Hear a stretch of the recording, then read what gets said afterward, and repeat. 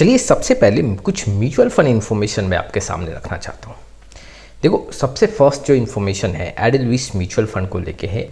यहाँ पे जो आप देख सकते हो जो एडलविस रिसेंटली लिस्टेड आईपीओ फंड है उसमें जो एक लमसम को लेके लिमिट सेट किया गया था, अब वहाँ पे कोई भी लिमिट नहीं है और 7 मई से ये इफेक्टिव है। दूसरे इन्फॉर्मेशन की तरफ अगर हम बढ़ें तो यहाँ पे एसबीआई म्यूचुअल फंड से रिलेटेड यहाँ पे एक इन्फॉर्मेशन है। जी हाँ, यहाँ पे एक फंड का नाम चेंज हुआ है, जैसे कि आप स्क्रीन पे देख सकते हो।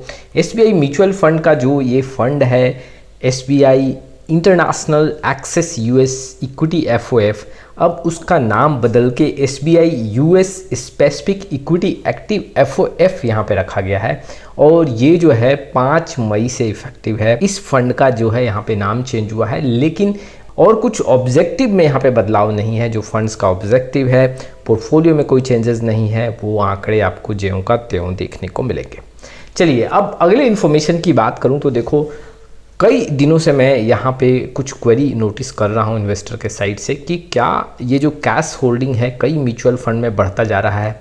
ये कुछ संकेत है मार्केट के लिए। पारंपरिक म्यूचुअल फंड हाउस है, क्वांट म्यूचुअल फंड हाउस है, इनका जो कैश होल्डिंग है वो सबसे ज़्यादा देखने को मिल रहा है और स्पेशली यहाँ पे देखोगे तो जो कैश होल्डिंग है वो लगातार बढ़ता जा रहा है। अगर देखा जाए तो कई ऐसे म्यूचुअल फंड हाउस है जहाँ पे कैश होल्डिंग जो है वो 18% 17% के आसपास देखने को मिल रहा है।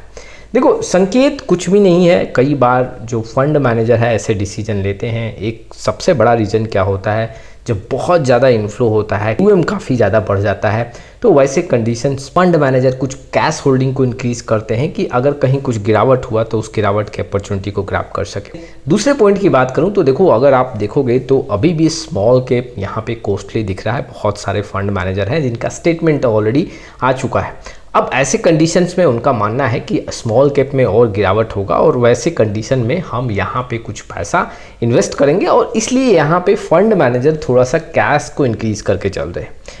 तीसरे पॉइंट की बात करूँ तो देखो अगर आप नोटिस करोगे जब एफआईआई यहाँ पे खरीदारी करके चलती है तो डीआई जो है थोड़ा सा यहाँ पे बिकवाली करके चलती है।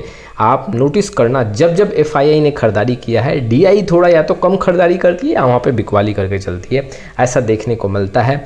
जब एफआईआई बिकवाली कर रही तो डीआई यहाँ पे भरपूर खरीदारी कर रही थी। अब यहाँ पे जो डीआई के साइड से बिकवाली हो रहा है इससे कैश होल्डिंग भी बढ़ता हुआ देखने को मिल रहा है। और अगले पॉइंट की बात करूँ तो हो सकता है कि बहुत ऐसे फंड मैनेजर का मानना हो कि आने वाले समय में जो ये टेंशन है इससे मार्केट में जो पाकिस्तान और इंडिया का टेंशन है इससे मार्केट में दबाव देखने को मिल सकता है और उस दबाव में कुछ हम अपॉर्चुनिटी ग्रैब कर सकते हैं और इसलिए फंड मैनेजर यहाँ पे कैश होल्डिंग इंक्रीज कर रहे हैं। लेकिन यहाँ पे इन्वेस्टर को कैश होल्डिंग के इन्फॉर्मेशन से पैनिक सिचुएशन में नहीं आना चाहिए।